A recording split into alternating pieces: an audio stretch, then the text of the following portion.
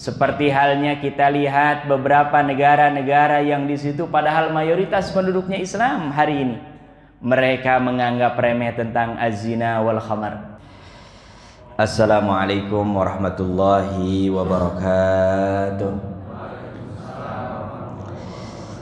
Innal hamdalillah nahmaduhu wa nasta'inuhu wa nastaghfiruh wa natubu ilaihi wa na'udzu billahi min syururi anfusina wa min sayyiati a'malina may yahdihillahu fala mudhillalah wa may yudlil fala hadiyalah. Asyhadu an la ilaha illallah wahdahu la syarikalah wa asyhadu anna Muhammadan abduhu wa rasuluhu alladzi la nabiyya wa la rasula ba'dah. Radina billahi rabba wa bil islami dina wa bi Muhammadin nabiyya wa rasula. Allahumma bika asbahna wa bika amsayna wa bika nahya wa bika namut wa ilaika nusyur wa la hawla wa la quwwata illa billahil aliyil azim. Summa ma ba'du.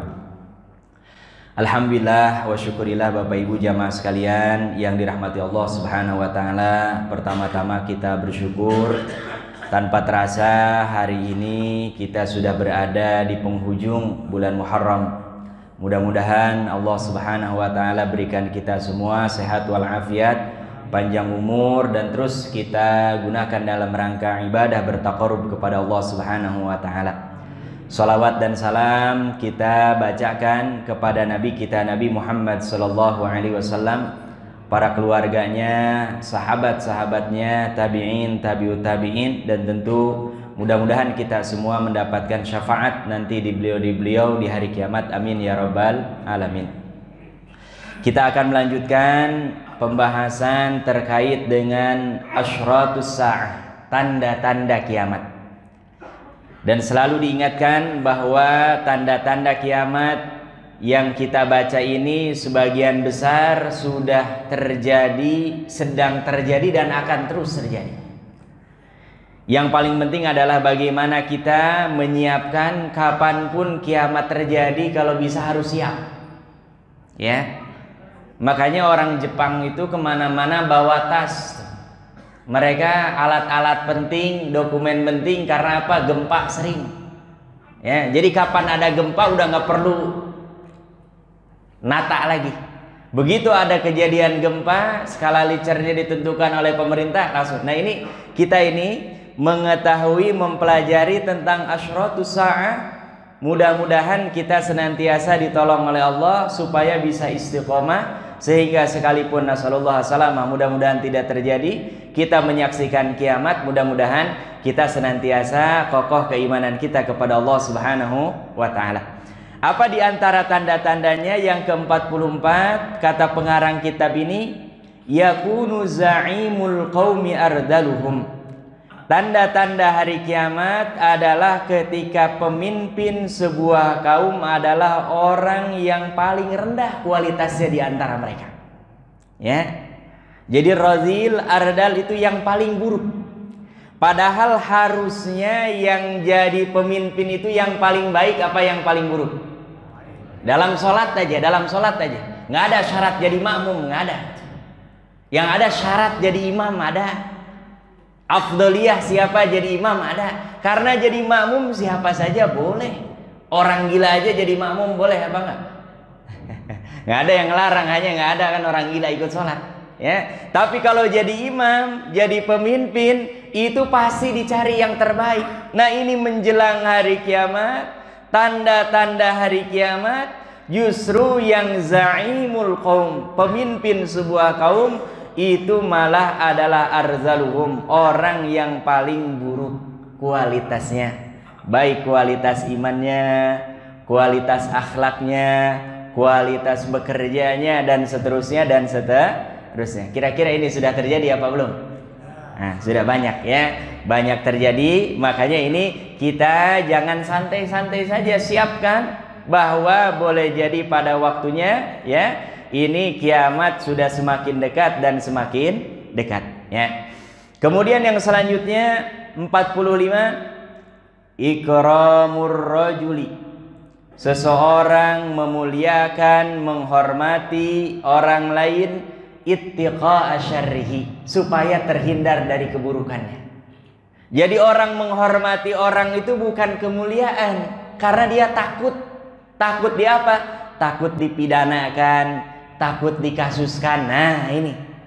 Ya. Padahal biasanya orang memuliakan orang karena memang punya kebaikan. Ya, karena orang baik dimanapun pasti dia tetap apa? Baik. Tapi menjelang hari kiamat, tanda-tanda hari kiamat, orang-orang yang dimuliakan bukan karena dia mulia, tapi karena khawatir apa? Keburukan. Ya, umpamanya ada orang yang subhanallah dia super power, salah saja harus benar. Nah ini ya, dia sebetulnya orang tidak patut dimuliakan saja orang semua memuliakan. Karena apa? Takut. Ya, padahal harusnya yang kita pegang teguh bukan siapa orangnya, kondisinya apa. Kalau bertolak belakang dengan kebenaran, maka harus kita katakan bahwa ini minimal tidak benar. Ya, tapi ini banyak orang yang semakin takut, ya, semakin takut, makanya menghindarkan diri, bahkan memuja-muja, memuliakan. Karena apa? Takut kalau umpamanya dia ditimpa dengan sesuatu yang tidak diinginkan. Ini kemarin sudah disebutkan, ya. Kita akan masuk pada hari ini nomor 46, 47, 48 dan 49. Dan ini disatukan itu. Apa di antara tanda-tanda kiamat? Kata pengarang kitab ini nomor 46 sampai 49 ini karena hadisnya satu, beliau himpun jadi satu. Yaitu istihlalul hirri. Dihalalkannya perbuatan zina. Ya. Jadi zina itu semua agama, semua orang yang berakal pasti mengatakan tidak sesuai dengan hati nurani. Coba aja tanya, saya pernah lihat wawancara rata-rata orang PSK itu nggak mau diwawancara terbuka. Pasti pakai apa? Kenapa kira-kira Bapak Ibu? Bertentangan dengan hati nurani. Harusnya kalau dia memang merasa mulia terbuka saja, mengapa memang? Ya kan? Tapi itu faktornya, ada faktor-faktor lain, biasa jadi keterpaksaan, bisa jadi penyakit, bisa jadi apa. Nah, ini di akhir zaman ini orang akan berbondong-bondong menghalalkan yang namanya al-hir, perzinahan. Ya, makanya kita kenal hari ini ada lokalisasi. Ya, di Bandung dulu ada apa namanya itu? Astagfirullah, saya lupa. Di Jakarta sama, di Surabaya sama, bahkan di Indonesia ini negara dengan muslim mayoritas terbesar, tapi juga apa?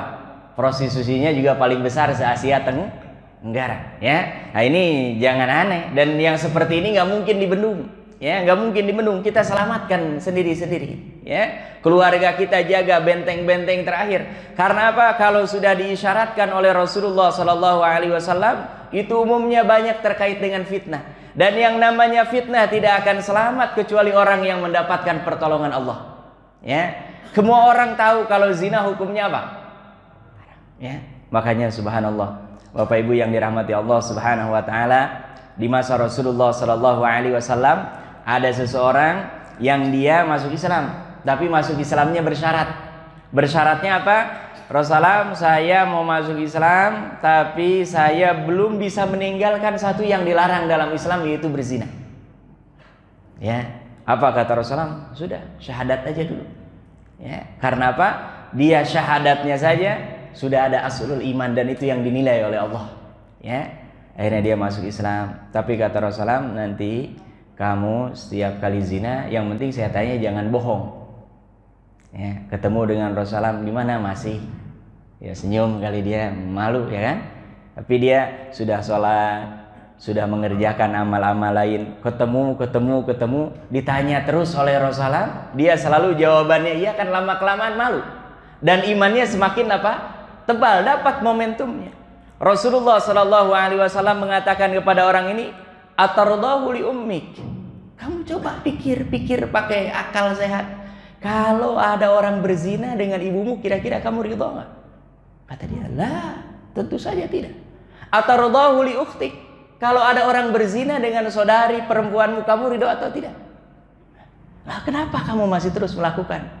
dipegang dadanya oleh Rasulullah sallallahu alaihi wasallam sambil didoakan, Allahumma tahhir qalbahu wa hassin farjahu. Ya Allah, bersihkan pikiran orang ini dan jaga apa kemaluannya.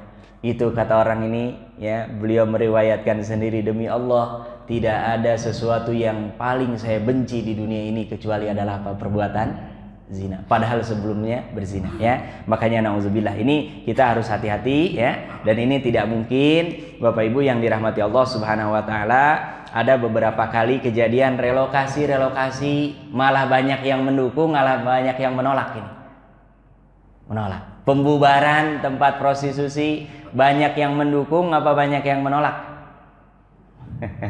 Ya, bahkan backingnya juga kuat. Tapi ini kembali lagi sudah disyaratkan oleh siapa? Rasulullah Sallallahu Alaihi Wasallam. Kemudian yang kedua, menghalalkan al-harir, yaitu sutra. Ya, ini khusus hukumnya berlaku bagi laki-laki muslimin. Karena kalau muslimat mau pakai sutra boleh. Ya. Nah, ini tanda-tanda hari kiamat, banyak laki-laki saking banyaknya harta beli pakaiannya terbuat dari apa? Sutra. Ya, dan nampaknya nih banyak. Ya. Orang sekarang tahu, oh, ini bajunya harga berapa, dibuatnya di mana. Bahkan dilihat dari merek-merek, oh udah tahu itu, ya. Itu kalau terbuat dari sutra dipakai oleh laki-laki dalam Islam hukumnya haram. Nah, ini tanda-tanda kiamat, banyak laki-laki yang sudah tahu bahwa ini hukumnya haram, dia masih dilewati saja, ya. Bahkan dijadikan tren, ya. Dijadikan apa? Yang namanya pakaian-pakaian seperti ini dianggap sebagai pakaian yang terbaik, ya. Nasallallahu alaihi wal khamra, kemudian juga menghalalkan khamr. Nah, ini subhanallah, ini termasuk yang hari ini menggejala luar biasa. Ya, khamr, minuman keras, apapun namanya, ini jelas-jelas dilarang secara agama, dilarang bahkan secara konstitusi. Tapi prakteknya di lapangan banyak apa sedikit? Tambah banyak. Ya, tambah banyak. Karena apa? Ini sudah diisyaratkan oleh Rasulullah. Ya. Semua orang tahu, orang kalau minum khamar lebih banyak manfaatnya atau madaratnya? Madaratnya. Ya, orang umpamanya dia bukan pembunuh, gara-gara minum khamar bisa jadi bunuh orang. Orang dia bukan pezina, gara-gara minum khamar bisa jadi apa? Pezina. Makanya kata para ulama, al-khamru ummul khaba'is. Khamar itu termasuk ibu kandungnya daripada perbuatan-perbuatan keji. Karena apa? Orang kalau sudah minum khamar itu nanti akalnya hilang. Kalau akalnya hilang, manusia biasanya lebih parah, lebih hina, lebih tidak baik daripada yang namanya binatang. Ya, nah, makanya ini kita harus hati-hati, ya. Apalagi sekarang namanya, kan ini namanya udah bukan khamar lagi, minuman keras. Ini namanya bukan khamar topi miring. Ini namanya bukan khamar apa? Kokain sebagainya. Nah, ini yang namanya nama bisa dirubah, tapi yang namanya hakikat tetap apa? Satu, ya. Ini kita harus paham betul, ya, supaya apa? Kita menghindar. Kemudian yang selanjutnya, wal ma'azif, termasuk dihalalkannya berbagai macam alat musik, ya. Dan beliau kasih catatan di sini, al-majinah. Al-majinah artinya yang membuat orang qalilul haya, nggak punya rasa malu. Ya, ada konser musik buka baju. Ya. Kemudian ada konser-konser musik yang subhanallah itu kayaknya binatang saja, nggak gitu-gitu amat. Nah, ini namanya al-majinah. La yubali bima sana. Dia sudah tidak memikirkan lagi apa yang dia lakukan. Orang kalau yang sudah apalagi nauzubillah, ya, ada musik-musik yang didesain memang musik-musik setan gitu. Ya, ada penyembahan. Jadi dia apa yang dilakukan tuh sudah nggak sadar. Ya. Wa bima qila lahu, orang mengatakan apa ini nggak layak, dia nggak pedulikan. Ini namanya apa? Al-ma'azif, alat-alat musik, ya, yang memang membuat seseorang lalai jauh dari Allah Subhanahu wa taala. Apa di antara dalil-dalilnya, Bapak Ibu yang dirahmati Allah Subhanahu wa taala? Dalam bab ini banyak, ya, beberapa hadis, dan di antaranya hadis yang diriwayatkan dari seorang sahabat namanya An Abi Amir au Abi Malik al-Ash'ari. Seorang sahabat yang disebut dengan Abu Amir atau Abu Malik, ya.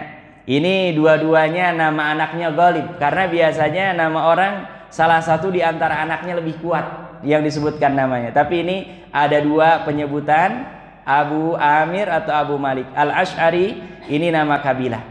Apa katanya? Annan Nabiyya sallallahu alaihi wasallam, sesungguhnya Nabi Muhammad sallallahu alaihi wasallam, qala, beliau bersabda. Apa sabda beliau? La yakununna min ummati, akan ada di antara umatku, pasti.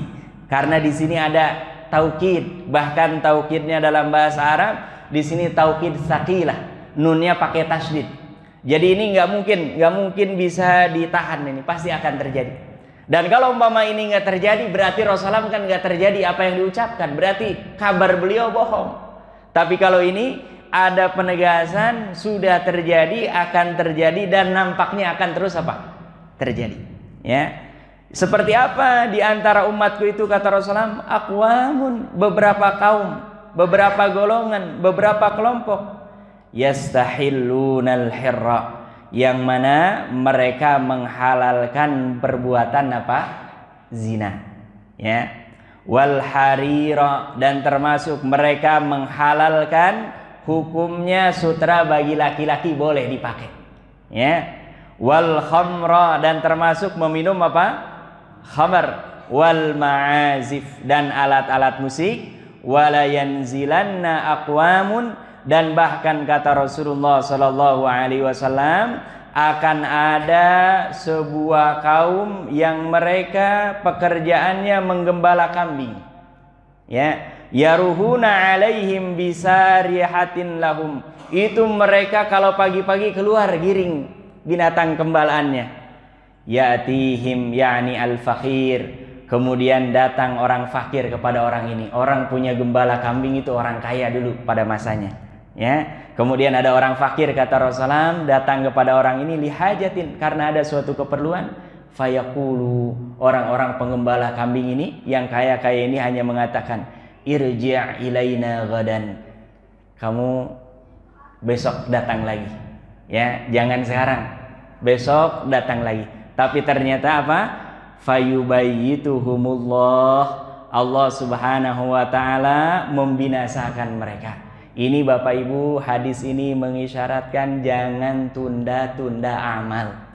Ini orang-orang yang pengembala kambing sudah niat ingin bantu, tapi apa, bilang besok datang lagi. Ya, padahal kalau umpamanya dia langsung bantu, hajatnya apa? Selesai dan dapat pahala dari Allah. Tapi apa kata Allah? Tiba-tiba mereka Allah binasakan, wa yadha'ul alam. Dan tiba-tiba bukit-bukit tempat mereka mengembala kambing itu tiba-tiba roboh. Subhanallah. Wa yamsah akharin, dan Allah mengubah sebagian lain daripada kaumnya ini khiradatan, dirubah jadi apa? Jadi monyet-monyet.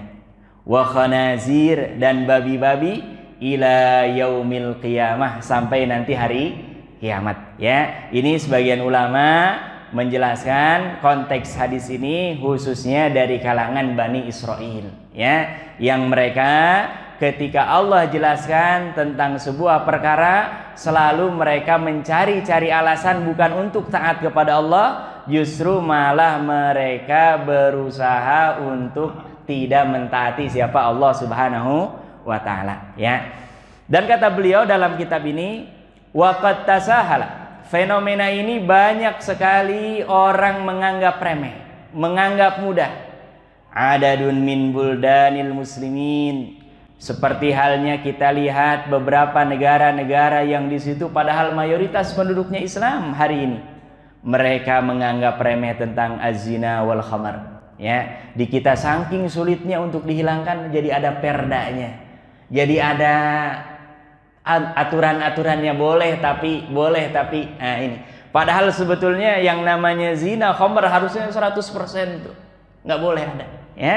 Nah, tapi ini tadi kembali mengisyaratkan, ya, bahwasannya Rasulullah Shallallahu Alaihi Wasallam itu kalau beliau sudah memberikan informasi pasti akan terjadi, ya. Makanya kita harus berusaha menghindar. Bahkan kata beliau, fa asbahat dauruz zina wad da'arah, Bahkan kalau kita lihat hari ini, yang namanya perzinahan, tempat-tempat prostitusi, tuhma, dijaga, dilindungi, bismil qanun, oleh undang-undang.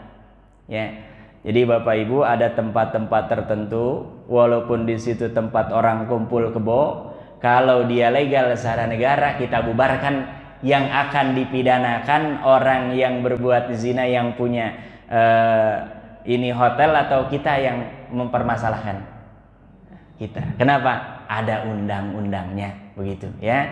Kemarin lagi rame di Makassar tuh, ya, ada tempat baru di demo, ya. Tapi karena dia ada izinnya, dari mulai IMB-nya, peruntukannya, malah mental. Saya nggak tahu kabar terakhirnya seperti apa, ya. Walaupun karena ini orang terkenal, orang punya kuasa, ahli di bidang hukum, bisa ngutak-ngatik, ya.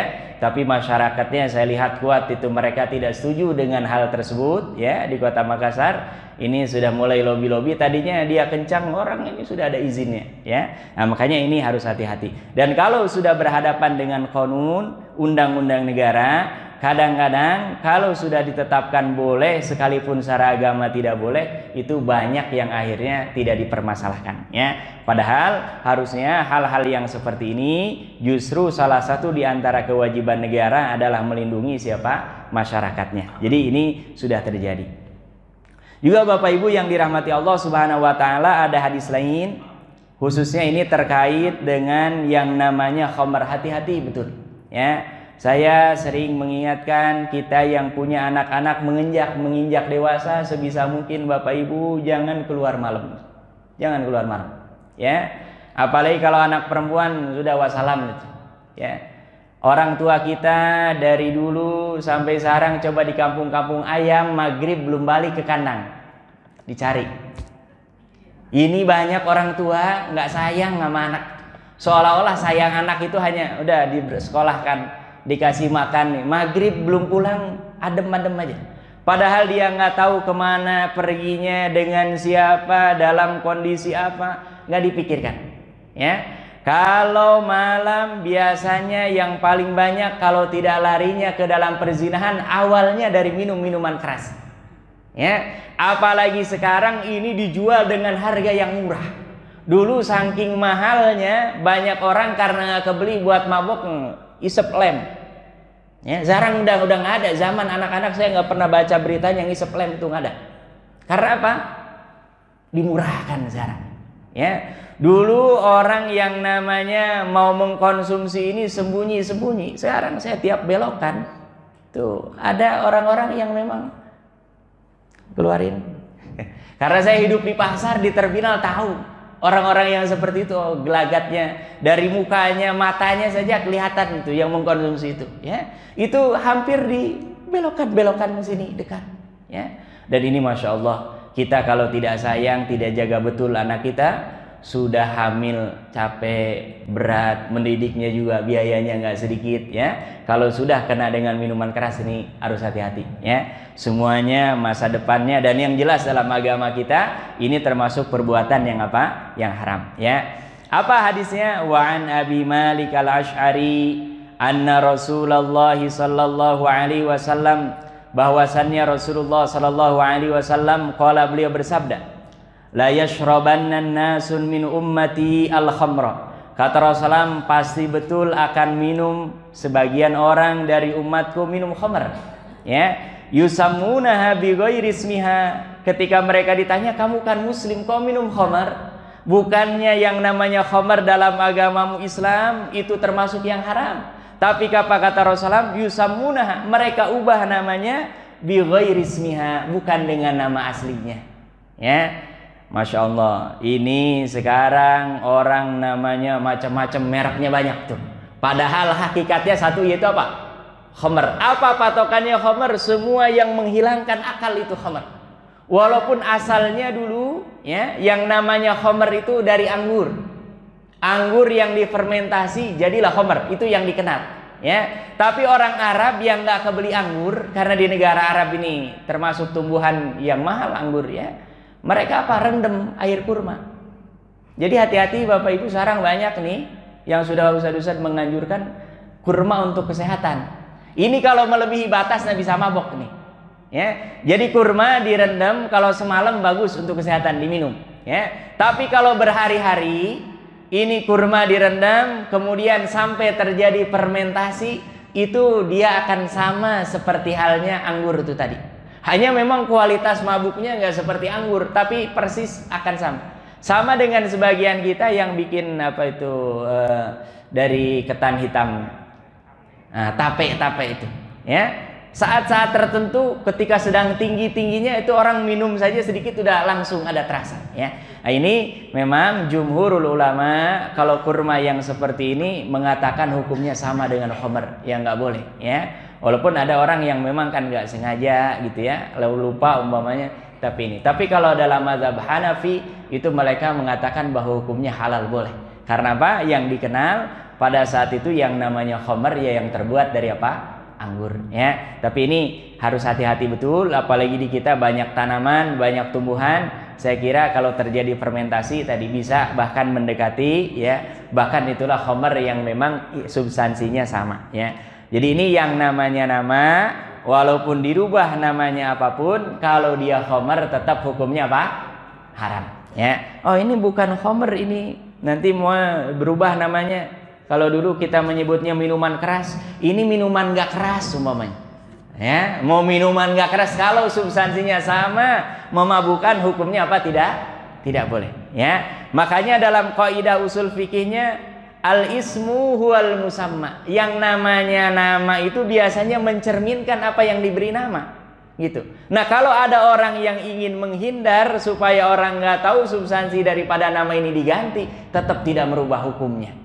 Ya, nah, makanya ini kita harus betul-betul hati-hati karena sudah diisyaratkan oleh Rasulullah SAW ya, bahwasannya hal ini sudah diisyaratkan oleh beliau akan ada di antara umatku yang nanti mereka meminum khamar dan mereka merubah namanya dengan nama yang lain padahal hakikatnya adalah apa? Sama. Bahkan kata Rasulullah, ya'zifu ala ru'usihim, mereka memutar-mutarkan kepalanya ini. Ya, ini paralel kalau sekarang orang di tempat-tempat dugem. Ya, di Kemang situ tuh. Saya dulu tinggal lama di situ. Masya Allah, kalau malam banyak orang keluar tuh sempoyongan. Ya, kelihatan dari luarnya memang lampu-lampunya itu kerlap-kerlip begini. Jadi katanya di dalam itu mereka setelah minum khamr bayar mahal-mahal hanya untuk gini-gini aja. Ya, padahal kalau dipakai subhanallah, subhanallah, subhanallah, subhanallah, dapat pahala ini. Dia sudah keluar bayar mahal, keluar bukan masalahnya hilang, masalahnya tambah banyak. Kenapa? Tagihannya ternyata mahal. Ya, Bapak Ibu kalau minum kopi di kafe paling berapa itu? Tapi kalau di tempat-tempat seperti itu jangan dikira itu nggak sedikit, ya. Makanya jumlahnya banyak. Makanya ini betul-betul sudah diisyaratkan, hati-hati betul, ya. Saya sekali lagi selalu mengingatkan dimanapun pastikan anak-anak kita, ya, jangan sampai ada yang keluar di malam hari, apalagi umpama jam 10 belum pulang. Cari kita kalau saya dengan anak. Karena kalau enggak, kalau sudah lari kepada minum khamar itu biasanya nyambung setelahnya perzinahan. Karena apa? Orang yang minum khamar akalnya hilang, yang muncul adalah nafsu-nafsunya saja. Dan malam hari, kalau siang hari mungkin ada kegiatan, ada aktivitas, malam hari biasanya los itu sampai nanti menjelang subuh, bahkan setelah subuh. Makanya ini harus hati-hati betul, ya. Ini yang keberapa? 36, 37 dan juga 38 dan 39. Kemudian yang nomor 49, ya. Nomor 50. Tamannin nas bil maut. Banyak orang-orang yang mengharapkan segera dimatikan oleh Allah Subhanahu wa taala. Ya, padahal sifat dasarnya yang namanya manusia senang hidup apa senang mati. Syair yang buat saya ingin hidup 1 hari lagi atau 1000 hari lagi, 1100 tahun lagi bahkan, ya kan? Itu tabiat manusia, semuanya inginnya senang dengan hidup, ya. Tapi kalau kita orang-orang beriman diingatkan oleh Allah, kehidupan dunia ini bukan kehidupan yang terakhir. Ada negeri yang kekal abadi, yaitu negeri apa? Akhirat. Kita di dunia ini hanya waktu untuk apa? Menyiapkan bekal terbaik, menyiapkan tempat terbaik untuk nanti pulang di negeri akhirat. Nah, ini ternyata menjelang hari kiamat banyak orang yang mengharapkan mati bahkan sebelum ajalnya datang. Ya. Bagaimana umpamanya caranya? Bapak Ibu kalau baca berita sekarang banyak orang naik ke tower, loncat. Yang lebih parah lagi ternyata nggak mati. Ya. Dan orang kalau loncat dari tempat yang tinggi seperti itu, kira-kira sakitnya sedikit apa banyak? Kalau dia mati umpamanya karena stres ya wassalam. Tapi ini kalau dia nggak mati justru malah banyak sekali kesakitan yang dia rasakan. Kemudian Bapak Ibu yang dirahmati Allah Subhanahu wa taala, belakangan ini banyak penyakit-penyakit muncul yang orang kadang-kadang nggak tahan, saking nggak tahannya imannya lemah, bahkan mengatakan saya lebih baik mati saja. Sudah apa nggak kuat. Ya. Nah, ini sudah diisyaratkan oleh Rasulullah sallallahu alaihi wasallam ya, bahwasannya nanti di hari kiamat, menjelang hari kiamat, tanda-tandanya orang malah mengharapkan supaya segera dimatikan oleh Allah Subhanahu wa taala. Apa kata beliau? Akhbaran Nabi sallallahu alaihi wasallam. Rasulullah sallallahu alaihi wasallam telah mengabarkan an maji'i zamanin, akan datang sebuah zaman yaksuru fihi zulm. Ya, banyak sekali kezaliman. Salah satu di antara orang mendingan mati saja karena dia mencari keadilan sudah nggak dapat kemana-mana. Yang ada kezaliman, dan ini sudah banyak. Orang jalan dari mana sudah datang, sudah proses dan lain sebagainya. Nah, mereka ini sampai mereka akhirnya pesimis. Wal fitan, dan ini yang paling banyak karena banyak fitnah. Jadi orang kalau fitnah nggak kuat, nggak punya iman, mental. Ya. Termasuk fitnah yang paling berat hari ini fitnah ekonomi. Ya, saya coba diskusikan UMR dengan pengeluaran tuh nggak logik menurut saya. Orang kerja sekarang dengan pengeluaran sekarang nggak masuk akal. Ya, makanya orang banyak yang stres. Kalau yang agak pinter dikit walaupun ngaco ya Spanyol separuh nyolong. Ya, seolah-olah dicari-cari yang penting dapat. Karena apa? Nggak masuk akal. Ya, ini fitnah termasuk besar dalam bab ekonomi. Makanya sebisa mungkin Bapak Ibu yang dirahmati Allah Subhanahu wa taala, kita minta kepada Allah selain ikhtiar dengan memperbanyak amal soleh. Karena dalam Islam salah satu cara mancing rezeki itu bukan hanya dengan kita kerja. Amal soleh pun bisa mendatangkan rezeki. Ya, dengan sholat duha, baca Al-Quran, rajin silaturahim, berdoa, ya, membantu orang. Kalau sedang sempit-sempitnya malah dalam Al-Quran itu kita bukan tahan infak, tapi infakkan sebagian daripada harta kita. Wa man qudira alaihi rizquhu falyunfik mimma atahullah. Kalau pakai ekonomi biasa nggak masuk. Orang harusnya kalau sedang susah ya tahan hartanya, hemat-hemat. Tapi kata Allah, siapa yang sedang disempitkan rizkinya oleh Allah, maka hendaklah dia memperbanyak berinfak. Karena apa? Infak ini salah satu cara bisa mendatangkan rizki dari Allah Subhanahu wa ta'ala. Dan rizki itu dalam Islam bukan hanya uang. Ya, karena untuk apa? Saya kadang-kadang ya Allah, ini hidup di kota dengan di kampung yang penghasilannya kayaknya sama saja. Karena orang di kota penghasilannya banyak, yang dikeluarkan juga banyak. Karena nimbun penyakitnya banyak. Ya, nimbun penyakitnya apa? Banyak orang yang kerjanya saja jam malam masih kerja. Ini berlawanan dengan sunatullah. Ya, yang namanya kerja itu harusnya siang hari. Ini kan dipaksa nih. Karena metropolitan kerja, itu pasti itu. Dia sebanyak apapun gajinya siap-siap saja. Yang dia dapatkan itu nanti larinya ke rumah sakit. Dia akan pakai uangnya untuk minum obat. Gitu ya. Makanya kita sebisa mungkin makan makanan seolah-olah makanan itu obat. Kalau kita tidak mau nanti akan banyak makan obat. Pastikan ini harus betul-betul ya kita terhindar dari hal-hal yang seperti ini. Wal bala, dan banyak ujian-ujian. Hatta yamurrur rajul, sampai kata Rasulullah sallallahu alaihi wasallam ada seseorang lewat bi qabri sahibihi, ya, ada saudaranya yang sudah meninggal di kuburannya, fayatamanna an yakuna huwa sahibul qabr, dan dia mengatakan, aduh ini untung nih dia, saya ingin seperti dia segera mati. Sampai ada yang mengatakan seperti itu, ya. Padahal umumnya orang kalau lewat ke kuburan inginnya ya Allah mudah-mudahan jangan mati dulu. Kira-kira ini Bapak Ibu Kalau ada di antara kita nih yang jadwalnya hari ini meninggal, acungan tangan, ada yang tahu nggak? Oh, nggak ada ya? Kirain ada yang tahu ini ya.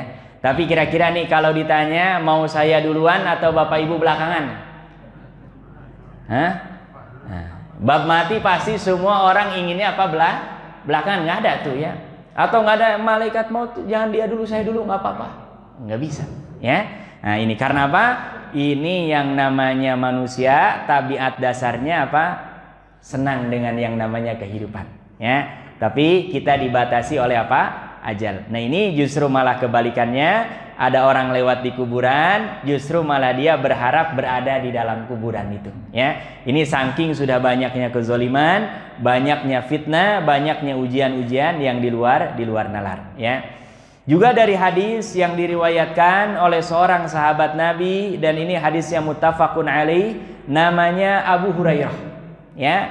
Abu Hurairah ini seorang sahabat Nabi yang paling banyak meriwayatkan hadis, 5.000 sekian ya. Apa kata Abu Hurairah? Anna Rasulullah sallallahu alaihi wasallam, sesungguhnya Rasulullah sallallahu alaihi wasallam qala, beliau bersabda, la taqumus sa'ah, tidak akan terjadi kiamat, hatta sampai yamurrar rajulu, seseorang melewati bi qabrir rajul, kuburan seseorang, fayaqul, dan orang ini mengatakan, ya laitani makanahu, oh alangkah indahnya kalau saya berada di tempat ini. Maksudnya dia masuk ke dalam apa? Ke dalam kubur ya. Dan ini hadis ini sahih, bahkan muttafaqun alaih. Kemudian hadis yang diriwayatkan oleh Ibnu Mas'ud. Ibnu Mas'ud ini nama aslinya Abdullah, tapi karena kebanyakan para sahabat namanya Abdullah. Jadi kalau dipanggil Abdullah ngelirik semua gitu. Akhirnya dikenal, oh Ibnu Mas'ud anaknya Pak Mas'ud, Ibnu Abbas anaknya Pak Abbas, Ibnu Umar anaknya Pak Umar. Karena apa? Karena kalau namanya Abdullah, begitu dipanggil Abdullah ngelirik semua. Makanya dikenalnya sampai dalam rawi hadis Ibnu Mas'ud. Karena apa? Nama aslinya sebetulnya siapa? Abdullah ya. Dan Ibnu Mas'ud ini Bapak Ibu yang dirahmati Allah, satu-satunya sahabat Nabi yang boleh keluar masuk rumah Nabi tanpa izin, siang ataupun malam hari ya. Jadi satu-satunya sahabat yang boleh keluar masuk tanpa izin kapanpun. Padahal semulia-mulianya Abu Bakar Siddiq, bahkan beliau adalah mertuanya Shallallahu Alaihi Wasallam, orang yang termasuk as-sabiqunal awwaluna fil Islam, itu kalau mau masuk rumah Nabi izin dulu ya. Tapi kalau ini Abdullah bin Mas'ud, beliau boleh masuk kapan saja tanpa harus izin Nabi ya. Dan kira-kira kalau orang yang dipercaya seperti ini oleh Nabi main masuk apa enggak? Nabi tahu orang ini wara'nya luar biasa ya. Dan satu-satunya sahabat yang pertama kali memperdengarkan bacaan Al-Quran dengan suara lantang ya. Awal masuk Islam, Rasulullah sudah ingatkan, jangan ada yang baca Quran terang-terangan di hadapan orang-orang Quraisy, karena sudah yakin dan pasti kalian akan mendapatkan sesuatu. Tapi ini Abdullah bin Mas'ud masuk Islam, dia hafal beberapa ayat Quran, langsung berdiri di tengah-tengah Ka'bah dan baca ayat. Dan ternyata benar apa yang disampaikan oleh Rasulullah Sallallahu Alaihi Wasallam ya. Beliau dihantam oleh orang-orang Quraisy sampai nggak sadar, pingsan. Begitu ingat lagi baca Quran lagi, jatuh lagi ya. Nah ini sampai akhirnya datang Hamzah, datang beberapa sahabat yang lain dan dilindungi. Jadi ini Abdullah bin Mas'ud ini luar biasa dan termasuk di antara sahabat Nabi yang termasuk paling banyak meriwayatkan hadis. Apa kata Abdullah bin Mas'ud? Sayati alaikum zamanun, akan datang kepada kalian suatu zaman, suatu masa, lau wajada ahadakumul maut, seandainya ada salah seorang di antara kalian yang menjual kematian. Jadi kematian dijual, bisa ditawarkan ya. Yuba, dijual, ditawarkan, lasyarahu, pasti akan dibeli ya. Jadi ini gambaran orang yang biasanya takut dari kematian justru malah ingin segera apa? Mati ya. Sampai-sampai kalau umpamanya diperjualbelikan, ada orang yang nampung dia mau membeli kematian. Masya Allah ya. Ini menjelaskan bahwasannya kalau sudah terjadi tanda-tanda hari kiamat yang keberapa? 50 ya. Kemudian tanda kiamat yang ke-51 Maji'u zamanun, datangnya suatu zaman. Yusbihur rajulu mu'minan, seseorang memasuki waktu subuh pagi hari dalam keadaan beriman. Wa yumsi kafira, masuk sore hari dia sudah jadi apa? Kafir. Ya Allah, kan pagi sampai sore itu waktunya hanya berapa? 12 jam kurang lebih di kita, ya. Tapi ini paginya sedang kuat-kuatnya iman, sorenya sudah berubah jadi apa? Kafir. Kejadian apa enggak ini? Banyak, ya. Bahkan sekarang Masya Allah ada debat itu, mu'allaf PS murtadin. Jadi orang yang mantan muslim malah bangga gitu ya, dia mencari, ya Allah, ya. Padahal apa? Dia dulunya dai, dulunya ustadz, dulunya penceramah, dulunya muballigh, ya. Nah, ini dia justru malah apa? Allah Subhanahu wa taala tentu ya dengan hikmahnya menjadikan orang ini yang tadinya iman luar biasa ternyata berubah jadi apa? Kafir. Makanya ini selalu ya, kita jangan putus-putus untuk senantiasa baca di akhir sholat kita menghindar dari 4 fitnah, ya.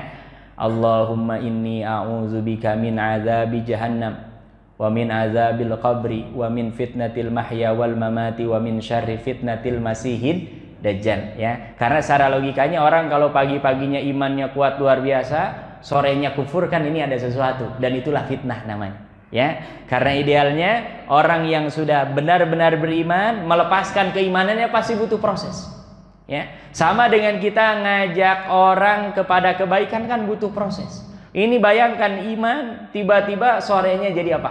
Kafir.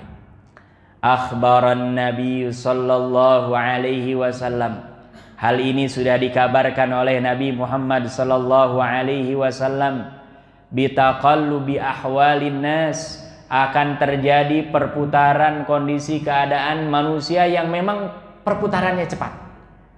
Wa tadzabzu bihim wa ikhtilafihim, bahkan mereka banyak yang melebur, ya. Orang dulu yang namanya beda ideologi nggak bisa. Ya, kalau sekarang gampang apa aja bisa, ya. Wa ikhtilafihim, perbedaan-perbedaan, tapi karena apa? Likasratil fitan, karena sudah semakin banyaknya apa? Fitnah. Wantisyari syahawat, dan juga yang namanya syahwat sudah menyebar luas kemana-mana. Wa qillati ahlil khair, dan termasuk semakin berkurangnya orang-orang baik. Makanya Bapak Ibu, yang namanya kebaikan dengan keburukan itu sunnatullah. Hanya kita perlu memastikan kalau ada baik buruk, pastikan kita di tempat yang baik. Ada orang berkumpul, ini orang baik, orang buruk, pastikan kita berada di kalangan orang-orang yang apa? Yang baik. Karena apa? Sampai nanti kapanpun yang namanya kebaikan tetap baik, yang namanya keburukan tetap apa? Buruk, ya. Tapi ini semakin menjelang akhir zaman, itu orang yang ahlul khair jumlahnya akan semakin qillah, sedikit. Fatarar rajulu, bahkan kau akan menyaksikan, yusbihu mu'minan, pagi hari dia dalam kondisi beriman, wa yumsi kafira, dan sore harinya sudah menjadi apa? Kafir. La yasbutu ala halin, dan ada lagi yang sorenya kafir, paginya iman lagi. Kemudian sorenya ini Masya Allah, ya. Ini namanya apa? Fitnah, ya. Makanya hadisnya juga diriwayatkan oleh Abu Hurairah, dan hadis ini diriwayatkan oleh Imam Bukhari, berarti hadisnya sahih. An Abi Hurairah radhiyallahu an, dari Abu Hurairah semoga Allah meridai kepadanya, anna Rasulullah sallallahu alaihi wasallam qala, sesungguhnya Rasulullah sallallahu alaihi wasallam beliau bersabda. Apa pesan beliau? Badiru bil a'mal, segerakan memperbanyak amal saleh. Jadi Bapak Ibu, rumusnya sekarang mendekati akhir zaman, perbanyak aja amal saleh. Ya, itu yang akan jadi perisai. Waktunya sholat, kalau bisa ya jangan hanya 5 waktu, tambah qabliyah, ba'diyah, minimal rawatib 10 rakaat. Ya, syukur-syukur kalau umpamanya masih kuat ditambah dengan sholat-sholat lain, umpamanya tahajud, duha, dan lain sebagainya. Insya Allah selamat, ya. Yang kedua yang tidak kalah penting, perbanyak baca Al-Quran, ya. Perbanyak baca apa? Al-Quran. Karena apa? Kita akan selalu terhubung dan tersambung dengan Allah Subhanahu wa taala ketika membaca Al-Quran. Dan karena kita tidak paham bahasa Al-Quran, sebisa mungkin ada ayat-ayat yang kita baca terjemahnya walaupun 1 ayat. Karena apa? Ini bisa jadi mengingatkan, umpamanya kita tidak tahu hukumnya atau tahu tapi gambarannya umum, pas kita baca ayatnya, pas ketemu kita baca terjemahannya, ternyata ancamannya kuat. Ini bisa menguatkan keimanan kita, ya, ketimbang hanya yang membaca dalam jumlah yang banyak saja. Jadi saya selalu menganjurkan baca Quran yang punya target 1 juz nggak apa-apa, tapi ada 1-2 ayat yang dia baca terjemahannya. Supaya apa? Ini bisa mengingatkan kita kepada Allah Subhanahu wa taala, ya. Karena Rasulullah badiru bil amal, segerakan, jangan tunda-tunda, perbanyak amal. Fitanan, ketika sudah mulai banyak fitnah-fitnah, kaqita'il laili muzlim, dan yang namanya fitnah ini seperti pergerakan malam hari ketika mulai gelap, gelapnya dikit, tambah gelap, itu akan datang seperti itu fitnah. Yusbihur rajulu mu'mina, ketika seseorang, kata Rasulullah, dia pagi hari dalam keadaan beriman, wa yumsi kafira, kemudian dia sore harinya sudah menjadi apa? Kafir. Wa yumsi mu'mina, atau kebalikannya, ada yang sore harinya dalam kondisi beriman, wa yusbihu kafira, masuk pagi hari sudah dalam keadaan apa? Kafir. Kenapa, kata Rasulullah? Yabi'u ahaduhum dinahu bi'aradin minad dunya, karena ada di antara mereka yang menjual agamanya dengan harta-harta yang sifatnya duniawi. Makanya tidak sedikit Bapak Ibu yang dirahmati Allah Subhanahu wa taala yang keluar dari Islam itu banyak karena memang masalah dunia.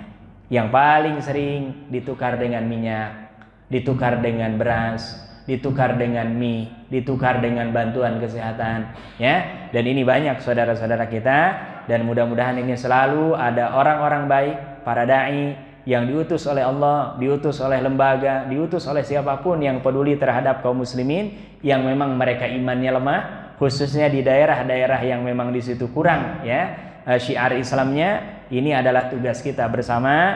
Idealnya memang orang-orang yang sudah beragama Islam kita jaga, kita rawat, ya, supaya mereka tetap dalam keislamannya. Bahkan kalau bisa kita ekspansi, mengajak orang-orang yang belum Islam supaya mereka juga menganut Islam, tentu bukan dengan paksaan tapi karena meyakini akan kebenaran Islam. Mudah-mudahan Allah jaga kita, jaga keluarga kita, jaga keturunan-keturunan kita, dan mudah-mudahan kita dihindarkan daripada fitnah-fitnah ini. Karena kalau berbicara tentang tanda-tanda hari kiamat, tanda-tanda akhir zaman, itu kebanyakan berbicara tentang fitnah-fitnah. Makanya sebisa mungkin di penghujung kita tahiyat akhir baca doa itu, Allahumma inni, ada 2 riwayat. Kalau yang Muslim Qabr dulu sesuai dengan urutan, ya. Kalau yang Imam Bukhari Jahannam dulu, karena memang itu ujungnya, artinya dia dikuburnya seperti apa, ya ujung-ujungnya nanti kalau nggak surga yang neraka, ya. Jadi ini baca Allahumma inni a'udzubika min azabil qabri dulu boleh, Allahumma inni a'udzubika min azabi jahannam juga dulu boleh, ya. Yang penting kita minta perlindungan kepada Allah. Dan kalau kita rutin baca, minimal Bapak Ibu kita sholat 5 waktu saja kita minta perlindungan udah 5 kali, ya. Masa kita 5 kali minta, Allah nggak memberikan perlindungan kepada kita, dan Allah pasti mengabulkan. Apalagi kalau umpamanya yang ditambah dengan sholat-sholat sunnah, ya, 10 rakaat saja, ya, 10 rakaat saja berarti sudah berapa tuh, ya. Ini jangan lewatkan. Karena apa? Kita tahu betul kita ini lemah, tidak memiliki daya apa-apa. Yang punya segalanya, yang bisa membolak-balikkan hati kita hanyalah Allah Subhanahu wa ta'ala. Mudah-mudahan sekali lagi kita semua senantiasa dijaga oleh Allah, dan kita senantiasa dibimbing untuk terus istiqomah, sehingga pada waktunya tidak ada di antara kita yang meninggal kecuali dalam keadaan husnul khatimah. Amin amin ya rabbal alamin. Saya kira ini kita berhenti di nomor yang ke-51 dan akan dilanjutkan insyaallah, mudah-mudahan ada umurnya di 52 dan seterusnya. Subhanakallahumma wa bihamdika asyhadu an la ilaha illa anta astaghfiruka wa atubu ilaik. Wassalamualaikum warahmatullahi taala wabarakatuh.